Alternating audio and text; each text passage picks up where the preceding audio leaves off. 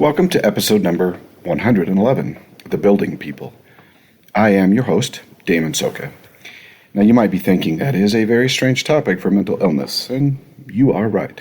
But stick with me today. There's an absolute plague within our society that actually causes a good portion of mental illness symptoms and problems, directly and indirectly through stress and peer pressures, and also by a variety of other means. It presses upon us so hard that it is difficult to escape even for the elect who have solid foundations and a testimony of the Savior. Social media, television, fame, fashion, expensive homes, cars, clothing, and the list goes on. Now, before you get up in arms about what I just said, there's nothing wrong with the conduit or the medium. For instance, social media is neither good nor bad. It's just a medium by which we are educated and sometimes consume entertainment. Okay, maybe all the time. The content is the problem, and even then, content by itself without context can be meaningless at times. But with the context, it is powerful. So powerful that even the strongest among us falls into the trappings of social pressures to look, feel, and act in a certain way. And it's not just pressure. Serious punishments exist for those who do not conform to the trend. Because behind the scenes of all this chaos, Lucifer could not care less who he destroys, injures, or tortures. We can be canceled, bullied, trolled, viciously attacked verbally and physically, pushed and pulled into a vortex of viciousness, rivalry, and competition. We are told we are not good enough because of our hair, house, parents, car, clothing, body type and size, and a host of external and even sometimes internal factors, such as things that we believe. As much as I don't like to say it, we can be bullied and degraded for our personal beliefs, and words such as bigot, hypocrite, loser, lost, old-fashioned, and a myriad of other names. Now, I'm not just talking about the Christian side of things. All too often, Christians do the bullying in a twisted sense of their personal beliefs. Far too often, we take upon ourselves the methods of the adversary simply because everyone else is using them. By the way, if you use the adversary's tactics, you are his no matter your belief, at least for the moment you stand by his methodologies. Today, we are going to look at this plague from its capacity to create mental illness in short-term bursts, medium-term baggage, and long-term madness and misery.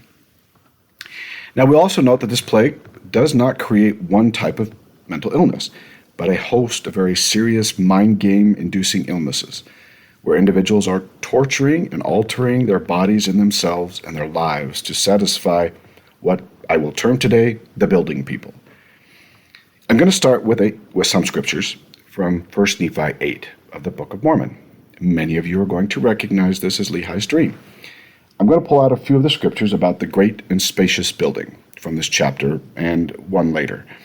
The verses from chapter 8 are the following, verses 26, 27, 31, and 33. I'm also going to read a part of verse 18 of chapter 12. And here we go, verse 26. And I also cast my eyes round about, and beheld on the other side of the river of water a great and spacious building. And it stood as it were in the air, high above the earth. And it was filled with people, both old and young, both male and female, and their manner of dress was exceedingly fine. And they were in the attitude of mocking and pointing their fingers towards those who had come at and were partaking of the fruit. And he also saw other multitudes feeling their way towards that great and spacious building. That was verse 31. 33, and great was the multitude that did enter into that strange building. And after they did enter into that building, they did point the finger of scorn at me and those who were partaking of the fruit. But we heeded them not. Nephi is the at me. Now this is verse 18 of chapter 12. And the large and spacious building which my father saw is the vain imaginations and the pride of the children of men. So today, this building and what it represents is going to be our point of reference for the plague that is destroying our mental health and our lives. Thus, the term the building people. First, some things to note about the building and the building people that are important. The building was high in the air. It did not have a foundation. It was spacious, and while not specifically noted, likely adorned exceedingly fine like the people in it. It was strange to Lehi. Buildings were not necessarily spacious because of the materials they used in those days, and anything spacious tended to be only for the very wealthy. It is important to note some things about the building people. First, they had felt their way to that building, meaning that likely the mist of darkness had covered their path until they reached the building. Second, once in the building, they had no way to see that the foundations did not exist. For them, the building was standing, and so there must be a solid foundation for such a spacious and great building. If you are standing in a building, it is impossible to question whether it has a foundation. Third, their apparel or outward symbols of their personal foundations seemed to match the building, in that there was no real foundation or reason for their clothing to be exceedingly fine. Fourth, they were mocking others, likely because those people were not in the building, and that they didn't have the same outward symbols and identity. We're going to talk about that. Those people were those who were partaking of the fruit of the tree, although it probably included anyone not in the building. Note, now, we are not told if any of the people in the building had previously taken of the fruit, felt of the iron rod, or waded in the filthy river, but as they are representation of the people of the earth, the answer is probably, or very likely. Now let's talk about these people in the building and what caused them to get there in the first place, and then to do the things they did while in the building. And then we can talk about their mental illness concerns. Now, of course, we're not going to leave out the concerns of those at the tree and the impacts the building people have on those in the tree, but we are going to start with those who felt their way to the building. Now, all we truly know about these people is that some or all of them were pressing forward that they might obtain the path which led to the tree. And once they started on the path, they encountered mists of darkness. The scriptures noted ominously that the mist of darkness arose rather than they were purposely or encountered with expectation. And that because of these mists, these individuals became lost. We are later told in the scriptures of the multitudes feeling their way towards that building, although not noted about the same trying to find their way to the path. There doesn't seem to be any direct connection between these lost people and those feeling their way to the building, but they're probably one and the same, and for today's discussion, really doesn't matter. What we can note about these people is that they felt their way to the building, meaning, in essence, they could not see it, but could feel its presence in some form. We are not told how. So here comes the part where, as Nephi puts it, we like in the scriptures, or I do. These mists of darkness appear to have great influence over the people, separating, as it were, them into various groups. These mists of darkness are, in my book, in my opinion, the plague that we face, what causes so much of our distress and a good portion of our mental illness. They are all the influences of this world that teach, pressure, bully, torture, force, coerce, dominate, and subtly lead us along to the building. Directly speaking, they are the influences of wealth, where wealth becomes identity. Fashion forces a body type that tells us if we matter or not, where simply one person views themselves above, better than, more important than, more intelligent than, more subtle than, more beautiful than. I think you get the more than picture. These dark mists teach identity, but not identity in the sense of truly why we are searching, but a false identity based on outward and temporary identities. The mists of darkness build that great and spacious building through these vain imaginations. Imaginations such as, I have become wealthy by my own hard work and providence, and this gives me privilege over others. I have the right body type, so I have privileges over others. I have the right house, I live in the right neighborhood, I know the right people. The government gives me power that you don't have. These identities are all based upon comparisons, and the comparisons are actually required for the identities to remain stable. So not only does the person in the building have to listen and build these false identities or these identities, however you want to look at them, but they have to do a great deal of work mentally and physically to keep them. If they lose the difference or the comparison, they lose the identities. If all I have is one color, I can't compare colors. So the first great objective lesson we learned from the people in the building is that everything they are is built upon outward comparison to other individuals or things. Now, to maintain identities built in this way, they have to consistently compare and spend endless amounts of energy to keep the comparison difference true. And they do this by bullying, intimidating, mocking, scorning, lying, deceiving, consistent subtle jabbing, trolling, ignoring, casting out, kind of a stars upon thars type of thing if you know the Dr. Seuss book. They write books, podcasts, and create a massive amount of teaching tools so that others understand not only why they are different than others, but how others can become like them and have what they have. Now, you might think if you are comparing and your identity relies upon the differences in those comparisons, that you really wouldn't want to invite others to learn to compare as you do and to have the same identities. But the problem with this type of identity is that you need outside reinforcement and consistent feedback to make sure, one, that everyone understands what you are comparing, and two, that they respect your identity and comparisons. Meaning, if I'm going to identify myself by wealth, I need others to see my house, my car, my bank account, my suit, my clothing. Quick note about clothing. It is important because it is always with me, where my other wealth may not be. And identity, so this identity, to be able to identify me as wealthy. Not only do I need them to identify my wealth, but I also need to maintain a difference between me and them. If everyone has the same house, car, or whatever, I lose my identity. So if too many people look like me, I have to change my identity, or the things that make up my identity. Welcome to the world of the building people and their world that changes faster than one can keep up.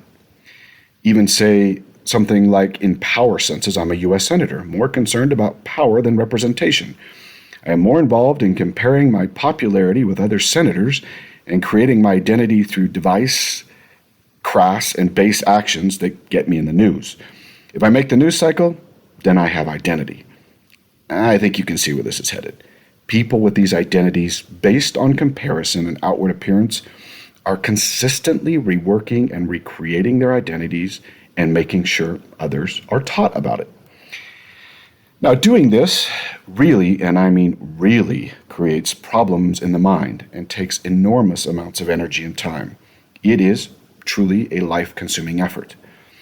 The first true problem it creates in the mind is the disconnect created by creating this consistently shifting identities based on outward appearances.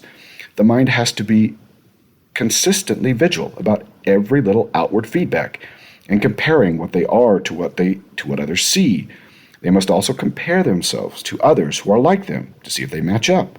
Then, with all that information, they must decide if their identity is right or needs adjustment.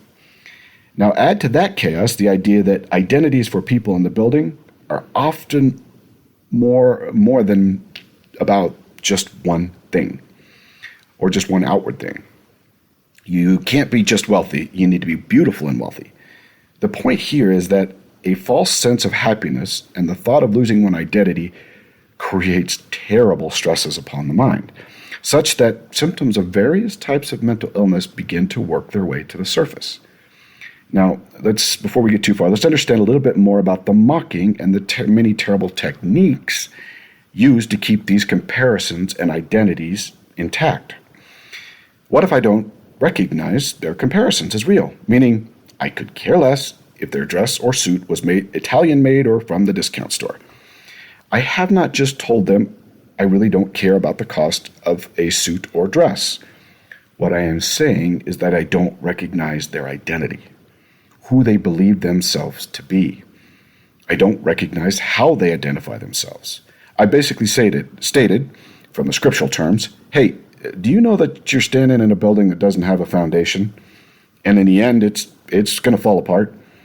Now, If they fully knew that the building didn't have a foundation and they had seen it, this probably would bother them so much. This wouldn't bother them so much in some senses.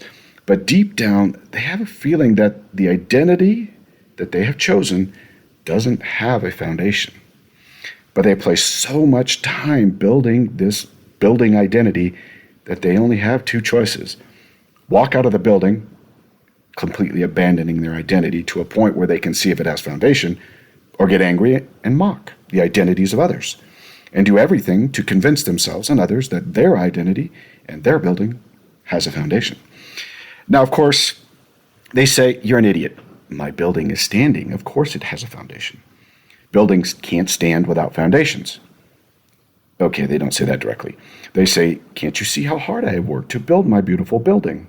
Home, cars, purchase cars, get expensive clothing and educations. Can't you see the world I have built that you don't have?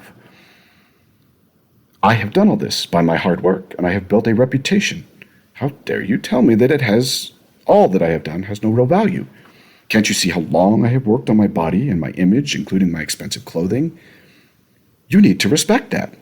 Can't you see how long I've been a member of this church and leadership I've held? I don't work in the primary anymore. I'm the longest serving member of this ward, and you need to respect what I say."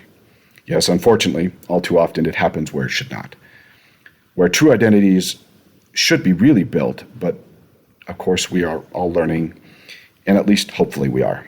Now to the true identity, the one without serious problems and associated mental illness issues, stresses, and to the one that is stable, has never changed and never will, and where, in essence, happiness is really found. Now, the problem is all of this building of identity is that we already have one from the pre-earth life. And leaving the one we already have to build these false identities causes a serious chasm in our minds, our hearts, and our spirits. Internally, spiritually, we know who we are, and we built our identities long ago. But to build these other identities, we have to bury that previous one. The most interesting thing about the building people, and the other people, we'll call them the fruit people, is that the building and the fruit cannot exist together. Meaning you cannot serve God and mammon. Either you will hate the one and love the other, or hold to one and despise the other. So people will be building people or fruit people. Yes, building people can move to the fruit side and the fruit side to the building side. And there is a distance between where we are likely to exhibit some form of both. For the building people, this chasm, which Nephi noted, is the cause of much of the many terrible mists of darkness in their lives. The mocking, the bullying, the fear, which then leads down a self-inflicted road of mental illness that often then has to be covered by chemical substances, alcohol and the like, internal and external. Eternal therapy that goes nowhere, and so many other coping mechanisms that really can't and don't treat the issue. It is no wonder that Lehi saw so many give up and wander away on strange roads and were drowned in the filthy water. The power of the mists of the darkness is very real to our mortal bodies and mind, and are literally everywhere, and that includes, unfortunately, our churches, homes, and sometimes ourselves. Even the elect are often snared in its terrible grip. I was visiting a friend whose family are, let's call them, very solid members of the church. I admire them. They have built wonderful businesses, served in their community to endless amounts. They are models of membership of the church. I was talking casually to the patriarch of this family one day, just happened to meet with him, who is a long-serving member of councils of the church. What I'm saying is this family is as solid as it gets when you talk about identity and the Lord. The father was discussing speaking with his son, who lives across the U.S. somewhere, and telling his son that he was going to buy a ticket to come see him for the holidays. What he related has caused me to ponder again and again about how easily these identities creep into our lives and cause issues. He said that his son stated specifically to him, "No, Dad, don't buy the ticket. I will buy the ticket. I don't want you flying with the peasants." This caused me to shudder, really because of my great respect for them. Now, I don't think less of this family, but it did open my eyes to the power of those mists of darkness and the mocking of the building people, and just how powerful it can be to even the most stalwart member of the church. Why did this concern me so much? One of the key elements of true mental health is accepting our true identities and understanding the power of that simple white fruit noted in the same dream, but also avoiding those mists of darkness and the mocking people, even after we have tasted of the fruit again and again and again, and have fully come to accept our identities as children of Christ. Now, personally, I have great compassion for the building people who mock. I know, that sounds strange. To mock someone is certainly and terribly destructive, and in the end, it's just mean. But if you see past this facade, this mocking facade, to the foundations, or in this case, the lack thereof, my heart truly begins to melt for them. They lack foundations necessary for happiness, peace, true love, true understanding. Their soul is actually in terrible distress, and as much as the mocking does not appear to be, it is one huge cry for help. They are miserable, and as the saying goes, misery loves company, and I will add, no matter how it gets it. It helps me to see them this way. Their mocking doesn't appear so harsh, and the pointing so determined. It has actually helped me tremendously to see the building people, without foundation, sitting in the airy building, feeling proud of their accomplishments and their identities, but spiritually and emotionally feeling the emptiness of those foundations, but truly not knowing what to do about it. In some ways, my heart really hurts for them, even though they have made their choices. These are awfully deeply unhappy people who have in some ways attempted to leave their deep spiritual legacy of premortal experiences along the path towards that building to accept what feels very hollow and very empty. Then the people around them tell them that this is happiness. And while it doesn't feel like it, everyone else accepts it. And so in some strange mortal mind-warping way, misery is redefined as happiness. When it still doesn't feel right, then some chemical substances and all their flavors are applied to deaden the hollow feeling. By the way, these chemical substances are not just legal and illegal drugs. They are new relationships, intimate and otherwise, that simply induce those happy chemicals in the brain. To be simple, I actually am no longer bothered by the building people because I have great compassion for their personal torture and misery. This is actually one of the secrets to combating those mists of darkness in our lives and the mocking building people. But I can tell you that you'll not be able to see their suffering until it is extricated from yourself, and you find that true foundation of Christ. I know that we say often a foundation of Christ. This simply means you have come to understand who you are. You are remembering your premortal life, a spiritual being having a mortal experience. You have found your purpose to grow to become like our Father in heaven and Savior. You have had sufficient experiences with gospel doctrines and principles to know of their truth. There's no magic to it. And as it has been said, it is simply beautiful and beautifully simple. There is an evaluation to be made, and that can only be done through personal revelation and a relationship with the Savior. In the end, it is just easy to do your part so that the Lord can do His. And you will find relief in His house and happiness above His foundations. Until next week.